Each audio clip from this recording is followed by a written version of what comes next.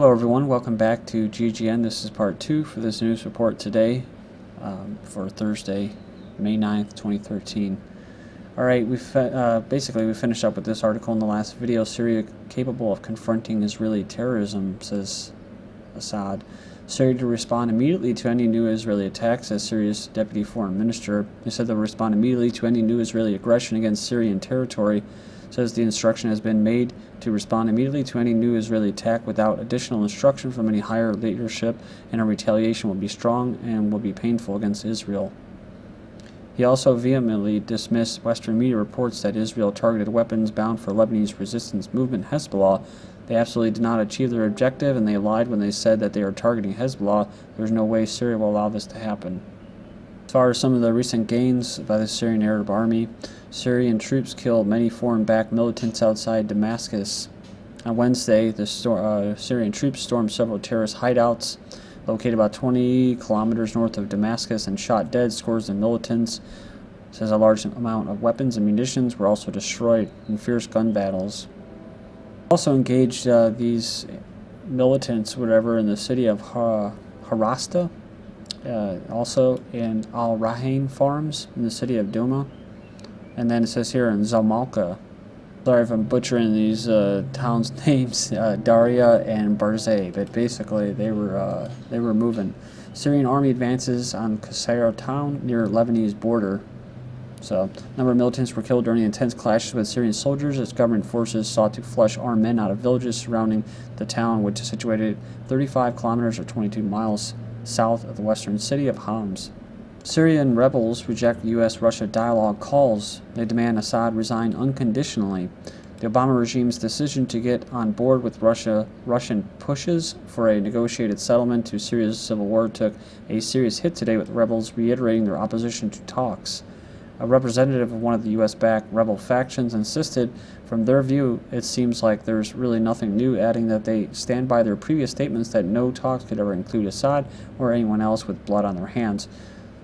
So, it's just such a big charade show, calling it a civil war and rebels, and they're terrorists, and the U.S. is using them as a proxy force to carry out regime change, like I said, according to the Brookings Institute for Policy in Syria, which does not include Assad. So they're just carrying out a corporatized plan, it's with bullet points and everything. It says Syria welcomes US-Russia initiative. Syria on Thursday welcomed their US-Russia initiative to find a political solution to the conflict. Russia is a top ally of the regime in Damascus and has staunchly resisted any bid to oust President Assad, saying, "Here, only the Syrian people will decide on their future and the constitutional system of their country with no foreign interference." Washington, by contrast, has backed the violent unrest by supporting the militant opposition groups, with Kerry saying Thursday that all sides were working to effect a transitional government by mutual consent of both sides. Then, while saying it was impossible for me as an individual to imagine Assad continuing to govern, Kerry said only the Syrian people could decide. So a little bit of doublespeak or whatever there. Assad said they will become a resisting country similar to Hezbollah. So he was quoted by Al Akhbar newspaper. The international situation does not allow a war, which neither Israel nor America wants. It says, by that we would have taken a tactical revenge. However, what we want is a strategic revenge by opening the door of resistance and turning Syria into a resisting country. Basically, Assad on Hezbollah says, after the raid we became more certain that we are fighting the enemy now. We are tracing the soldiers that are deployed in our country. He said, for the first time we started feeling that we shared the same state and destiny. A Syrian official on Turkey, he says here, is that Turkey was a lying and hypocritical country which cannot be trusted. We don't even think that the agreement being made between Ankara and the Kurds would be implemented due to the conflicts between the Turkish army and the Justice and Development Party over it. On Iraq, it says here, in contrast, the Syrian official assured there wasn't any problem with the Iraqi leadership. It is clear that the Qataris and the Turks are meddling in the Iraqi field, where they are stirring incitements and trying to sabotage even more than the Saudis are. However, the Iraqis seem to be in control of the situation as they are overcoming the crisis. This is what I was referring to as far as Lebanon and Iraq.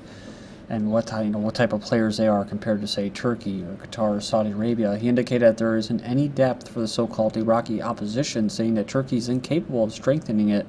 The story is only about cash money being paid, bribes, and this does not last. So I remember the big, briefcases full of cash that were missing back a couple of years ago. On Russia, regarding the Russians, the Syrian official said they were honest and comforting, and that there isn't any problem with them, indicating that while Syria was advancing in the battlefield, they were reaching agreements. However, he stressed the relation between the U.S. is not as some people imagine. We are not waiting for anything from them. They are the ones waiting to see our advance on the ground. Egypt goes, it says here that they welcome Cairo's return to perform its regional role, unlike its stance towards Saudi Arabia and Qatar. So it goes on here, it says that Tehran and Damascus seem to have conviction that Cairo is disturbed from the Turks and Qataris, and it is ready to reconsider its previous stances on Iraq and Syria. They're also ready to reconsider its internal policies. For the Gulf countries, the Syrian official considered that they lived in the time of tribes. It does not conceive the concept of a state, and we advise anyone negotiating with them not to treat them like states. Dialogue with them is useless. We tried them, succeed in your policies, and they will rush towards you. On Jordan, on contrary, we are in contact with the Jordanian leadership. King Abdullah does not want to see Syria under threat, but there is tremendous pressure on him, as well as American and Israeli intervention. Yet Jordan's enemy will always be Qatar, Saudi Arabia, and the Muslim Brotherhood. Concluding with Qatar, the Syrian official pointed out that Qatar has also irritated Jordan and the Egyptian President Mohammed Morsi. Says, what is that emirate that wants to kneel down all the Arab states and their leaders with money? So we're talking about the meetings between basically United States and Russia. Russia, they're not all about the regime change where the United States and the West are. So then you have this Russian military parade makes Kerry wait at airport. The U.S. Secretary of State's motorcade often halts traffic when he travels abroad, but today it proved no match for columns of Russia's tanks, ICBMs, and armored personal carriers. I think it's for, May Day? But it says here that Kerry had to cool his heels at the airport for about 30 minutes because a rehearsal for an upcoming military parade was blocking his route downtown. So this is a little bit of a snub, probably. Oh yeah, Victory Day, sorry about that. And as thanks to the, the Lend-Lease program, there's different agreements that basically the United States funded the Bolsheviks and the communists, kept them alive, right? So really, they should just have a big United States flag flying there, because they kept them propped up and going. Hezbollah to accept Syria arms to break power balance with Israel, says Nasrallah. Hezbollah chief says Syria will supply his forces with game-changing weapons despite alleged Israeli airstrikes aimed at stemming the flow of arms across the Syrian border with Lebanon. So it says he added that his forces were prepared to receive such armaments even if it breaks the power balance with Israel, and pledged that Hezbollah would use them to defend our people and our country, in quotes. He further vowed that his Lebanese militia would provide both material and spiritual support in any effort to help Syria liberate the Israeli-occupied Golan Heights. Israel asked Russia not to sell Syria advanced S-300 air shield, says officials. Israel has asked Russia not to sell Syria an advanced air defense system which would help President Assad fend off foreign military intervention as he battles more than 2-year-old rebellion. I love how they call that a 2-year-old rebellion. These are mostly people that are not even Syrians, but somehow it's a rebellion, not an invasion.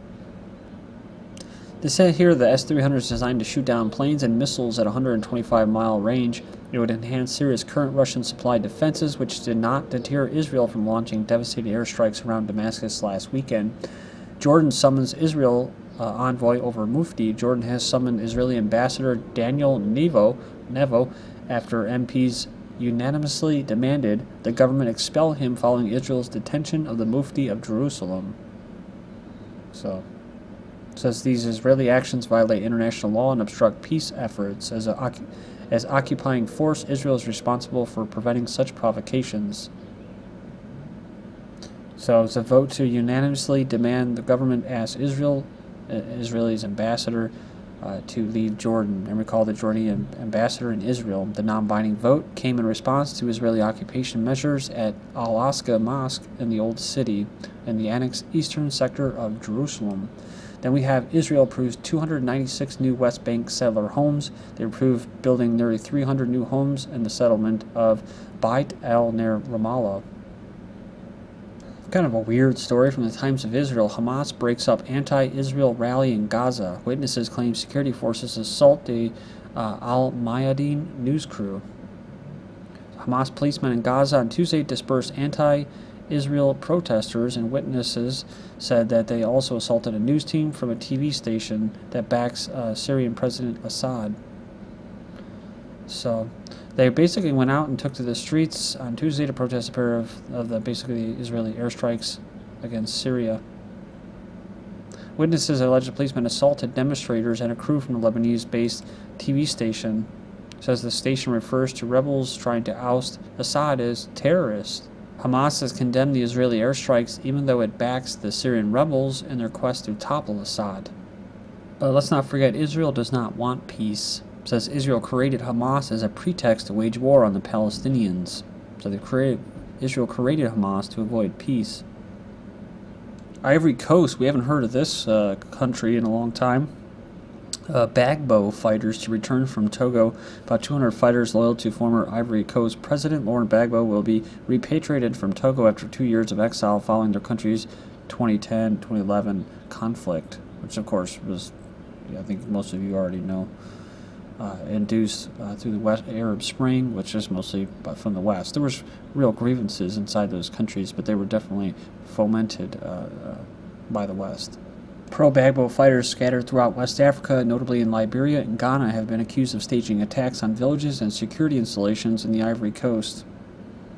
Next up, we have contentious new law that bans Gaddafi-era officials could be overridden by new charter. A new law that excludes former officials of the Gaddafi era from public office is dividing Libya and deepening the turmoil plaguing the country.